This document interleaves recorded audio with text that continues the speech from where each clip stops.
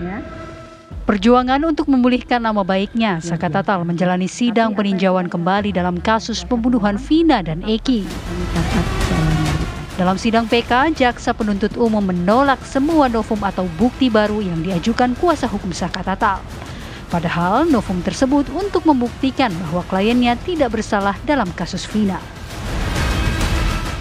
Keputusan memang ada di hakim yang memimpin sidang PK kali ini. PK diterima, keputusan itu juga akan berdampak pada terpidana lainnya dalam kasus ini. Sementara kalau PK ditolak, status Saka Tatal sebagai mantan terpidana tetap melekat. Secara aturan hukum, PK hanya bisa membebaskan tuduhan dan tidak bisa menambah hukuman yang telah ditetapkan. Novum baru dan saksi yang dihadirkan pun menjadi penentu hasil sidang PK tersebut. Tim TV One mengabarkan.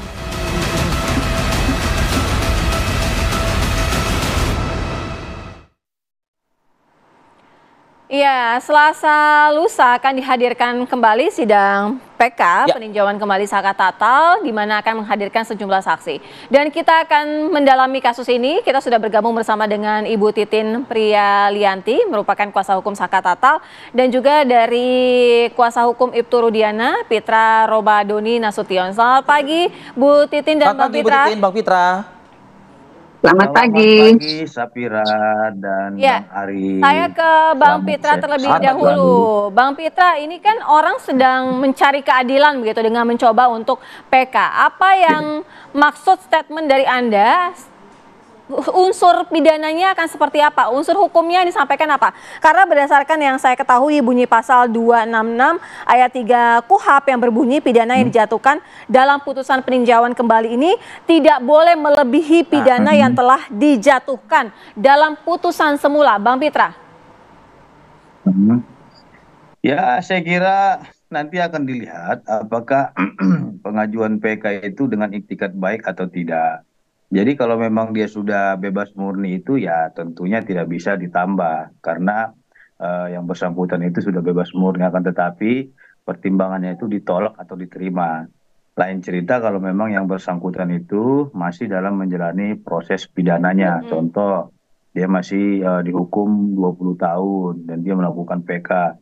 Kalau ada hal-hal lainnya yang memberatkan para pemohon PK ini dan dibuktikan oleh jaksa penuntut umum yang memberatkan dia, itu akan menjadi pertimbangan dan catatan bagi majelis hakim PK untuk menjatuhkan vonis seperti itu. Terus yang kedua terkait dengan peninjauan kembali yang diajukan oleh rekan Titin, itu ada 10 novum yang saya amati. Dan 10 novum itu 90%-nya itu bukti digital semuanya. Yang artinya bukti digital ini diragukan keabsahannya dan diragukan keakuratannya. Karena seperti foto-foto tadi itu diambil dari bukti digital, diambil dari handphone contohnya, diambil dari kamera di XLR contohnya.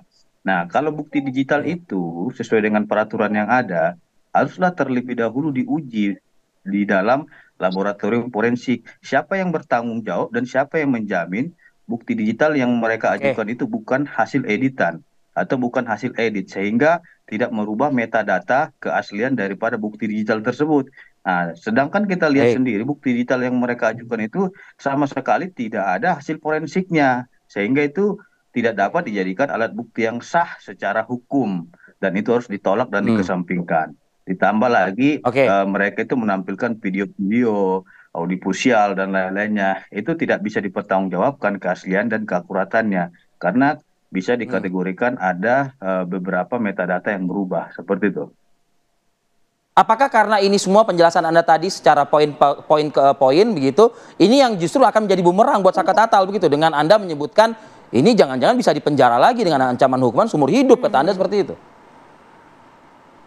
Iya, bisa saja kalau memang nanti yang diajukan itu bukti rekayasa, itu mungkin pidana baru ya, dan jaksa penuntut umum bisa membuat laporan polisi dengan bukti digital rekayasa apabila nanti ada pengubahan data keasliannya. Itu memunculkan potensi pidana baru.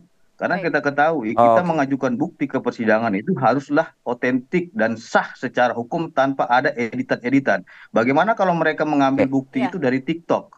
dan ada editing-editing di penggal-penggal videonya, dan itu tidak sesuai dengan akurasinya, sehingga ada yang diubah metadatanya. Baik, Bang Dan Pitra. itu menimbulkan pidana seperti itu. Ini yang harus dipahami dulu oleh kita, masyarakat Indonesia seperti Bang itu. Pitra, kita langsung tanyakan ke Bu Titin, digital Menanggapi hal bukti, ini. ya menanggapi hal itu.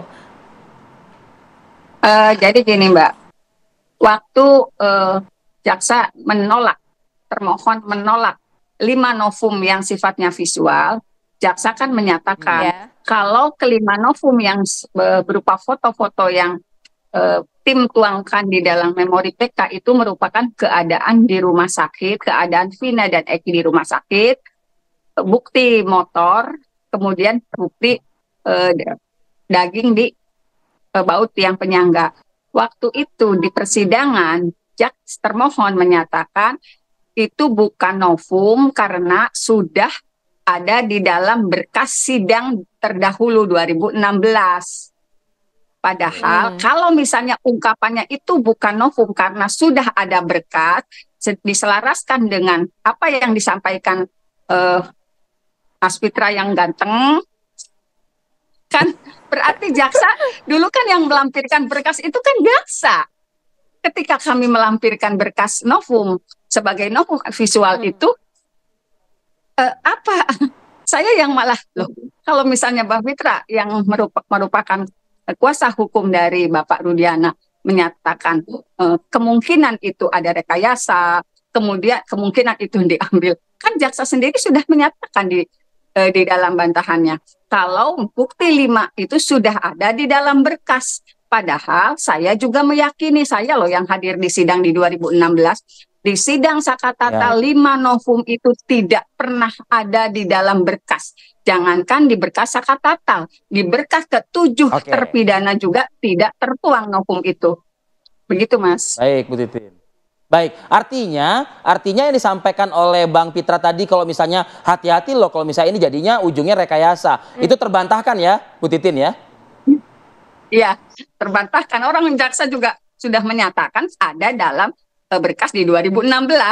Padahal yang jaksa tidak termohon tidak ketahui adalah itu belum tertuang. Karena kalau misalnya itu tertuang, itu foto Vina mohon maaf dari ujung kaki sampai ke batas perut. Kalau misalnya itu sudah tertuang, bagaimana jaksa meyakini telah terjadi pembunuhan dan pemerkosaan karena badannya mulus? Bagaimana jaksa meyakini telah ada penusukan karena perutnya juga tidak ada lubang penusukan? Karena foto itu memang foto-foto yang menggambarkan secara jelas.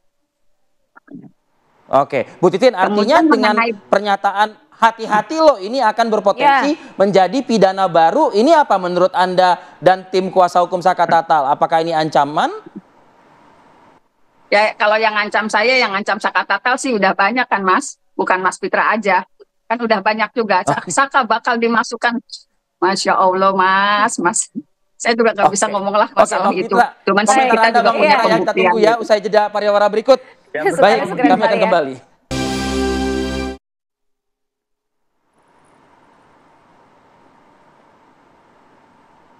Ya, kita lanjutkan dialog saya ke Bang Pitra. Bang Pitra, tadi apa yang dikatakan oleh Bu Titin gitu ya, bahwa novum-novum itu sebenarnya belum pernah. Jadi artinya itu novum baru loh sebenarnya. Iya, jadi begini buat Mbak Titin yang imut-imut ya, biar saya jelaskan dan mengerti sedikit tentang hukum, bukan berarti menggurui. Kalau dan jaksa penuntut umum sudah menyampaikan bahwasannya yang diajukan mereka itu yang 5 foto itu sudah pernah dahulunya itu diajukan di dalam persidangan dalam berkas perkara. Dan tinggal lagi cuma beda angle-nya aja, berbeda gitu. Artinya kalau memang itu sudah ada dalam berkas perkara walaupun dari sudut pandang yang berbeda diambil fotonya itu bukanlah novum sebagaimana diatur di dalam pasal 263 ayat 2 huruf A yang menyatakan bukti yang pernah diperiksa ya yang dijadikan novum tidaklah dapat diterima. Artinya foto tadi itu sudah pernah dimasukkan dalam berkas perkara dan Titin juga tadi sudah menyampaikan seperti itu. Jadi itu bukanlah novum. Nah, ditambah lagi yang mereka ajukan ini adalah bukti digital. Nah, jadi saya ingin meluruskan dulu nih terkait dengan yang dibilang Bu Titin, karena memang usia segini lagi lucu-lucunya ya, lagi imut-imut gitu. Jadi tidak ada saya mengancam siapapun, akan tetapi saya hanya menyampaikan terkait dengan ancaman pidana apabila nanti bukti yang diajukan itu ada yang diubah keasliannya. Dan itu berpotensi terjerat pasal 263 KUHP pidana. Itu dia. Jadi ini yang berbahaya. Jangan juga kita mengajukan bukti, tapi kita belum cross check dari mana sumbernya, dari mana datanya, dari mana keakuratannya dan validitasnya. Semua itu harus diuji. Nggak seujuk-ujuknya kita Jadi dikasih orang nih. Saya dapat bukti dari warganet, saya dapat dari netizen. Emang kita bisa percaya itu 100% asli gitu loh. Foto-foto kita saja Ya. bisa diubah seperti Poinnya foto kita saya tangkap. kadang dibuat berkumis pakai tai lalat dan lain-lain. Itu udah berubah, artinya sudah mengubah keaslian. Saya kira itu hati-hati Mbak Titin, bukan mengancam, tapi saya menyampaikan ancaman pidana yang ada di pasal 263. Dilarang mengubah dokumen apapun sehingga itu mengubah keasliannya, itu merupakan pidana. Dan sudah jelas juga terkait dengan bukti digital itu diatur di dalam Perkapolri nomor 10 tahun 2009 pasal 1 ayat 7 yang mengatakan setiap bukti digital itu untuk dapat dijadikan sebagai alat bukti yang sah terlebih dahulu harus dilakukan pemeriksaan laboristik kriminalistik agar dapat dijadikan sebagai alat bukti yang sah.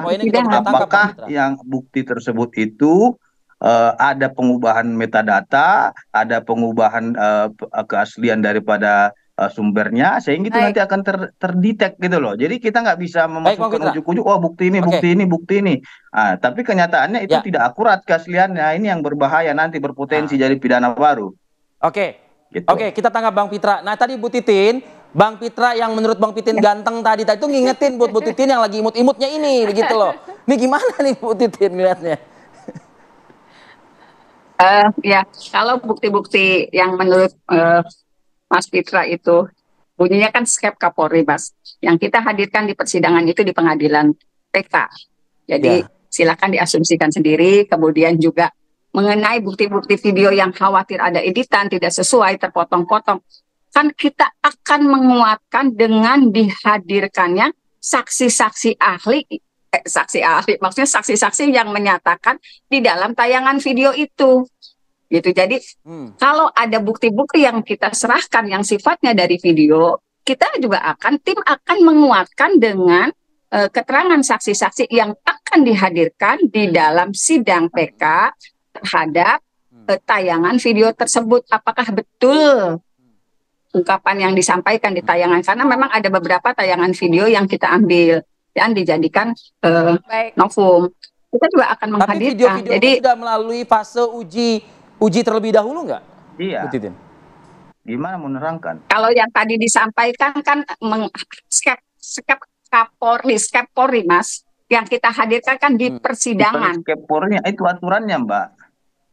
Artinya walaupun nanti dihadirkan ahli, tapi dia tidak melihat hasilnya. Apakah hasil ini sudah ada pengubahan metadata? Dia menjelaskan apa? Kalau cuma menonton aja dia jelaskan, oh saya melihat ini cerita begini gitu. Tapi dia tidak melihat hasilnya Bang Pitra. terkait dengan sumbernya itu silakan, asli Bu Titin. atau tidak. Seperti itu Mbak Titin. Yang Begini Bang Pitra, Mas, ditahan dulu Bang. Gini.